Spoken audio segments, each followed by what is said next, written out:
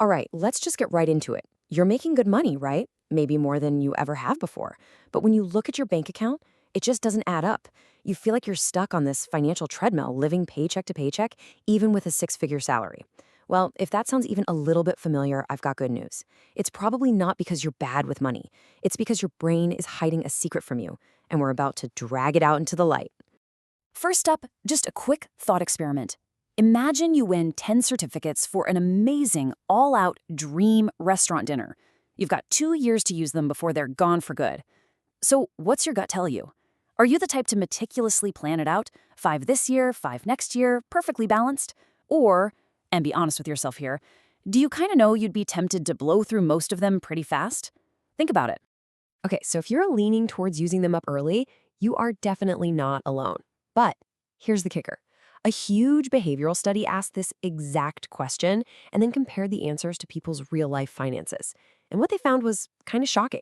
The folks who admitted they'd used the certificates up front, they had, on average, 18% less net worth than the people who'd spaced them out, even when they were earning the exact same salary. That right there is the price tag on impatience. Now, that little test, it reveals something really fundamental about why so many of us struggle. And here's the important part. It's not a character flaw. It's not that you're weak. It's literally about the wiring in your brain. So this might look a little technical, but stick with me because it's the key to everything. This is called a hyperbolic discounting curve, and it's basically the math of your impatience. See how that line just plummets at the beginning? That's your brain in action. It dramatically devalues anything in the future. So $100 a year from now, it feels like almost nothing compared to, say, $50 you can have right this second. That now feeling is incredibly powerful. And I love this quote because it shows just how deep this wiring goes. This isn't some new problem from living in a world of online shopping. No, the very first experiments that discovered this preference for now over later, they weren't even done on people. They were done on pigeons. So when you get that paycheck and you feel this almost primal urge to spend it immediately, don't beat yourself up. You're literally fighting your own biology. The official term for this is present bias. It's this simple, incredibly powerful human tendency to choose a smaller reward now over a much bigger one later. You know that little voice in your head, the one that's always promising that future you will be the one to get disciplined? The one that says, oh, I'll definitely start saving more next month. Yeah, that's present bias talking. And this chart shows what present bias looks like in the wild. Researchers call it paycheck sensitivity. For those of us who are most impatient, our spending on instant gratification stuff, restaurants, drinks, little treats, it literally surges by almost 20% in the week that we get paid. The money just burns a hole in our pocket. If your bank account balance looks like a roller coaster that lines up perfectly with your paydays, well, you're looking at present bias in action. So, okay, we've established our brains are wired to be impatient. But what happens when we get into real financial trouble? When we have to take on high-cost debt. We usually tell ourselves a pretty specific story to make it okay. We blame it on an emergency. But let's take a look at what the data actually says. Over here on the left, this is the story we all tell ourselves, right? My car broke down out of nowhere. I had this completely unexpected medical bill. It's the whole life just happened excuse. But then you look at the right side. This is the cold, hard data from studies that dug deep into people's spending. Researchers looked for those emergencies, and they found nothing. I mean, literally no statistical evidence that these big, high-interest loans are caused by sudden, unavoidable expenses.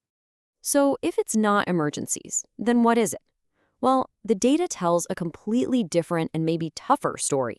It shows that people are already spending more than they earn for months, sometimes a whole year, before they ever take out the loan. And get this, spending on non-essentials like entertainment actually goes up right when they get the loan. So the debt isn't a life raft for an emergency. It's really just fuel to keep an unaffordable lifestyle going a little bit longer. And if you need just one more piece of evidence, one that's really hard to argue with, here it is. That same research found that in the time leading up to taking out these really high-cost loans, spending on one very specific temptation category, gambling, had doubled. Yeah, this isn't about bad luck. This is about a battle with self-control. Okay, so if willpower is the enemy, what's the solution? Well, behavioral economists say we basically fall into two camps when it comes to dealing with our own flawed brains. They call them the naive and the sophisticated. The real question is, which one are you? So on the left, you've got the naive saver. This person knows they have a self-control problem today, but they have this undying faith that future me is going to be some kind of superhero of saving. They're relying on good intentions. But the sophisticated saver on the right, they have zero illusions. They know, one with 100% certainty, that they can't trust themselves and that future me is just as impulsive. So they don't rely on willpower. They rely on systems. And how does that naive, good intentions strategy work out? Oh, it's a disaster. One study tracked people's own self-created debt payoff plans. The naive savers fell short of their own goals by an incredible 77%. Think about that. For every single dollar they honestly, sincerely planned to pay off, they only managed about 25 cents. That belief in a better future you, it's a total fantasy. And that brings us to maybe the single most important idea in all of this. The sophisticated saver wins because they accept reality. They don't try to fight a losing battle against their own biology every single day. Instead, they just accept that their brain is wired a certain way and they build a system designed specifically to outsmart it. So, how do you actually build that system? What's the cure? Well, it's actually surprisingly simple. You have to take willpower and your impulsive, pigeon-like brain completely out of your financial decisions. What's really fascinating here is how our technology can either be our best friend or our worst enemy. This chart shows how a lot of financial apps use what are called dark patterns, little design tricks that get you to act against your own interests. Think about a gamified trading app that's super fun to use. That's top left, a good experience, but a low commitment to your actual long-term goals. They are built to prey on your present bias. Where you want to be is the top right, durable win-wins. Think of things like automatically enrolling in your company's 401k. It's a system that makes the good decision the default decision. So here's your 4-step playbook for becoming a sophisticated saver. Step 1, just admit it. Acknowledge your brain has this present bias. Step 2, you have to fire future you.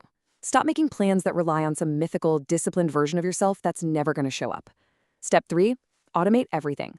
The day you get paid, have money automatically transferred to savings and investments. Pay your future self before your present self even knows the money is there. And finally, step 4, create friction. Make it just a little bit harder for the impulsive you to get at your long-term money. If you remember one thing, let it be this. This whole thing isn't about trying harder, it's about being smarter. You beat this deep-seated biological impulse not by wrestling with it every day, but by designing a system where the battle is already won before it even begins. You admit your flaws, you take willpower out of the equation, and you automate. So that's the choice, really. Are you going to keep trusting that flawed, impulsive, short-sighted reward system in your brain, hoping that this time it'll finally be different? Or are you ready to accept reality, embrace your inner sophisticated saver, and build a system that guarantees your own success? The choice is entirely up to you.